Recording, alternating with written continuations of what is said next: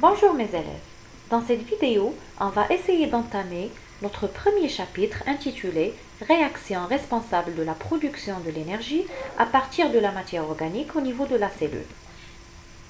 Donc dans la vidéo précédente, on a mis en évidence les deux réactions qui permettent la dégradation de la matière organique et la production de l'énergie.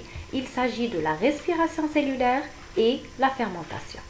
Rappelons que la respiration cellulaire est une dégradation complète du glucose dans un milieu aérobie, ce qui permet de produire une quantité importante d'énergie, d'ATP. Alors que la fermentation, que ce soit alcoolique ou bien lactique, est une dégradation incomplète du glucose dans un milieu anaérobie qui permet la production d'une faible énergie de ATP. Alors maintenant, on va passer et localiser ces réactions chimiques. Où se passe la respiration et où se passe la fermentation. Dans ce document, on a deux milieux différents.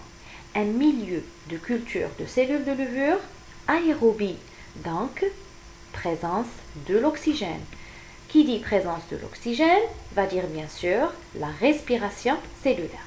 Dans le deuxième milieu, les cellules sont cultivées dans un milieu anaérobie, c'est-à-dire dans un milieu pauvre en oxygène, et on va parler donc de la fermentation. Remarque s'il vous plaît, on ne peut pas dire fermentation alcoolique ou bien fermentation lactique, parce qu'on ne connaît pas les produits. On va juste parler de fermentation, d'accord?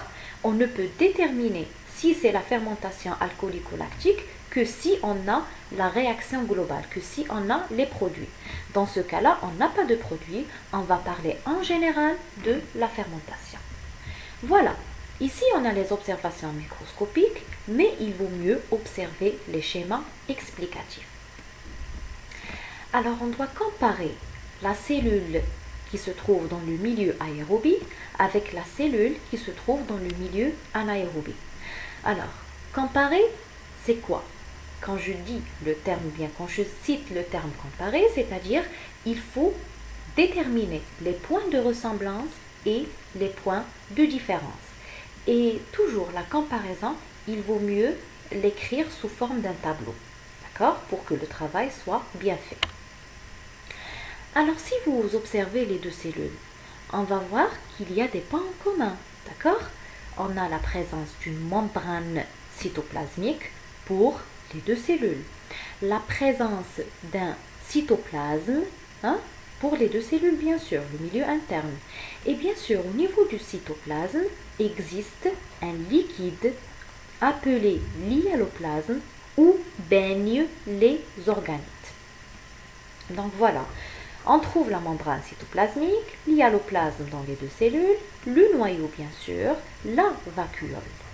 Alors là, si on focalise sur l'hyaloplasme, on va trouver que pour la première cellule, la cellule du milieu 1, la cellule du milieu aérobie, on observe la présence d'un grand nombre de mitochondries.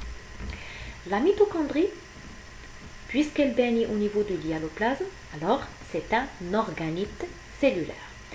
Très bien.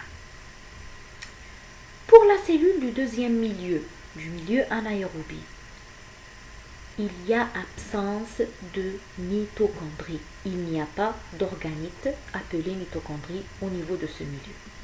Alors, qu'est-ce qu'on peut déduire? On peut dire que pour le milieu aérobie, on a la présence d'un grand nombre de mitochondries, ce qui laisse dire que la respiration cellulaire nécessite cet organite spécialisé qui est la mitochondrie.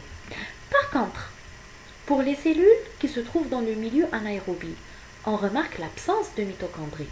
Donc, les cellules du deuxième milieu qui effectuent la fermentation n'ont pas besoin de mitochondries. Donc, la fermentation comme phénomène, comme réaction, n'a pas besoin d'organites spécialisés qui sont les mitochondries. Alors là, on peut dire que la localisation de la respiration ou bien des étapes de la respiration, c'est tout d'abord au niveau de l'hyaloplasme, puis au niveau des mitochondries. Alors que pour la fermentation, sa localisation, c'est juste au niveau de l'hyaloplasme. Les étapes de la fermentation se passent juste au niveau de l'hyaloplasme.